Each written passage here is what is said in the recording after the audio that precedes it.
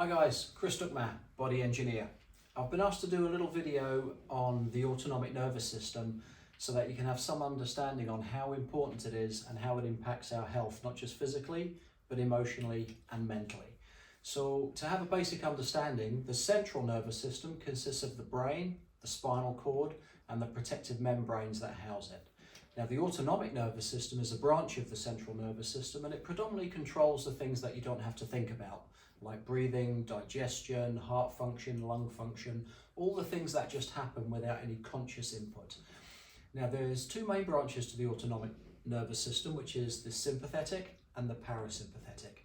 So in an ideal world, let's look at our body in a natural healing state. Let's consider that as level 1.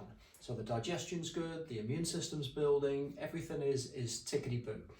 And then we sense some kind of a threat, yeah? So what the body does, it reverts from level 1, that natural self-healing state, to level 2, which is a fight or flight state. Now the body naturally drops into that to assess and deal with the threat, okay?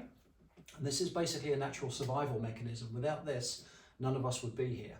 So we go from level 1 to level 2. Once the threat's been dealt with and we feel back in a safe place, the body should naturally revert from the level 2 back to the level 1. So this is a constant state of fluctuation that we should be in if our body is balanced. Now, what I've found over the last 20 years and 20,000 treatments is every single one of us is a walking, talking library book of what we've been through in life, yeah? Old accidents, traumas, scar tissue from surgery, all of this kind of stuff. The key word is unresolved. If we've suffered a trauma and the body's dealt with it, if it's resolved, it's no longer relevant. But if it's unresolved, it's still in there. And the body basically, for me, it works in a 4-month DNA cycle. So if you break an arm or a leg, that bone takes 3.5 to 4 months to regain its full integrity. Now, if we suffer an injury or a trauma, this is how I approach things at New Vision Therapy. Yeah? If the body suffers an injury or a trauma, after 3.5 to 4 months, if the body's been unable to self-heal, then what happens is the compensatory patterns that we adopt in order to survive, in order to carry on, because the body has no choice. It's like, well, hey, I tried to resolve this. For whatever reason I couldn't, I've now got to learn to live with it. So the compensatory patterns that we adopt actually become a part of us. They alter our DNA.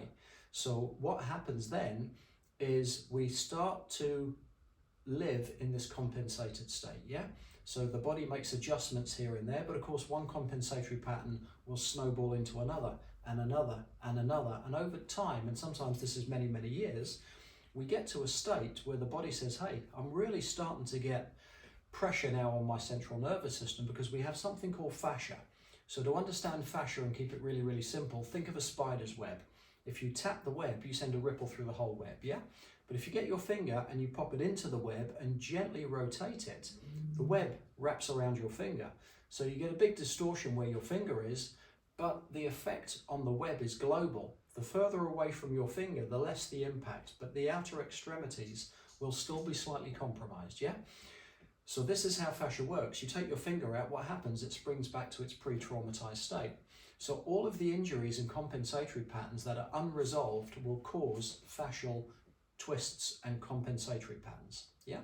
Now all of those put pressure on what we call the midline. So the brain and the spinal cord is housed in, for want of a better description, a tadpole-shaped balloon.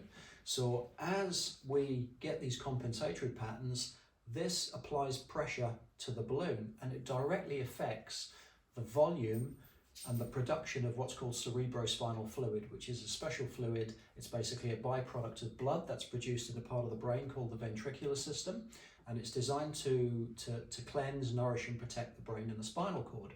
So if we've got this external force applied to this midline, this balloon on the midline, it tricks the body into thinking that there's enough fluid around the nervous system when there isn't. So we end up with fatigue syndromes, lack of energy, and a whole host of pathology that will start to appear, okay? So we're in level 1, we sense a threat, we're in level 2, and ideally we would revert back to level 1.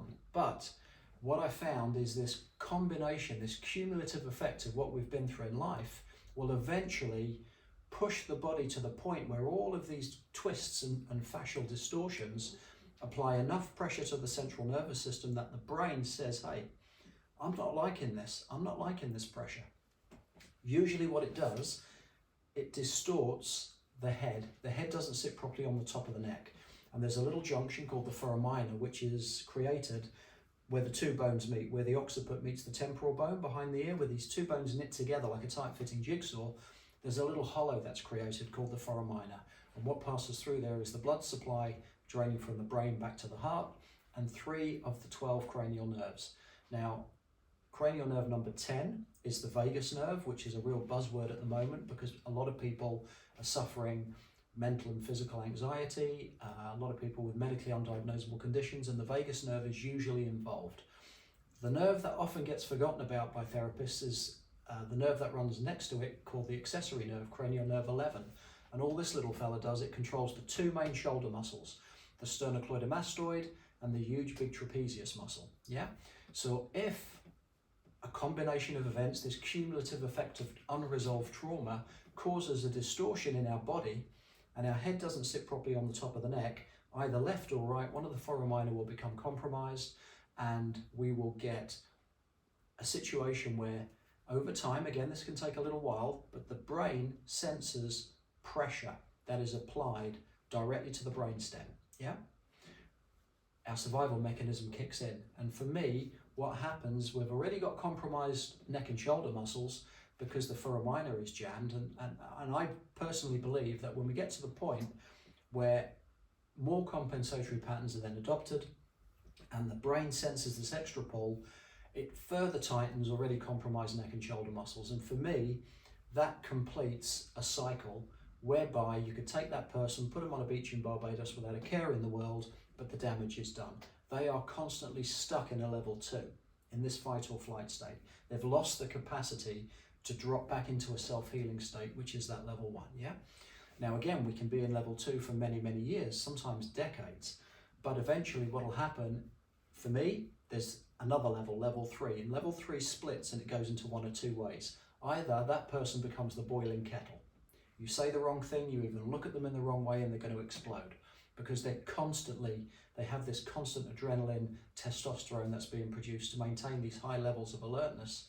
And when the kettle's boiling all the time, something has to give. The other way that it goes is completely the opposite. That person is hypersensitive to light, noise, taste, touch, everything around them. Because of their over alertness and their hypersensitivity, basically the whole world is too much for them to cope with. So what do? They retreat into a little bubble, and they basically just survive by not being seen, and not being heard, okay? And that's not great for themselves or their loved ones.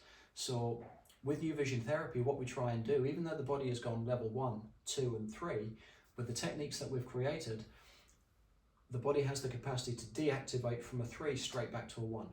Because U-Vision therapy is not about healing or fixing people, it's about restoring the capacity for the body to fix and repair itself, which is what the magic is all about.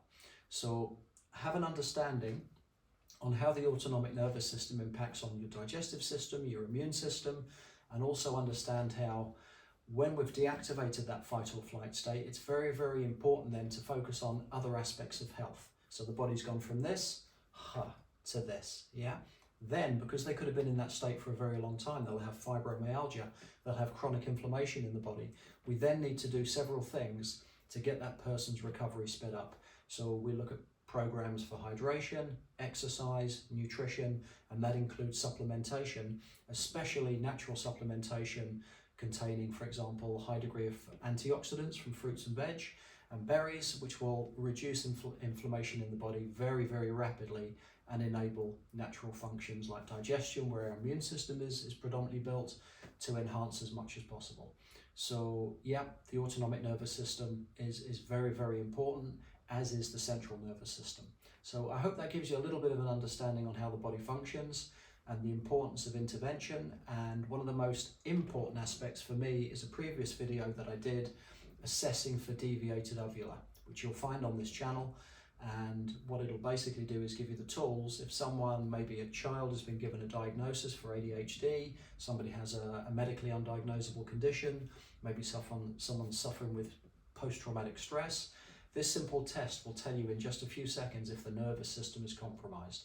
So please have a look. Anything you're not sure of, please ping me a message. Let me know. We'll promise we'll help as much as we can. Okay, take care. Thanks for listening.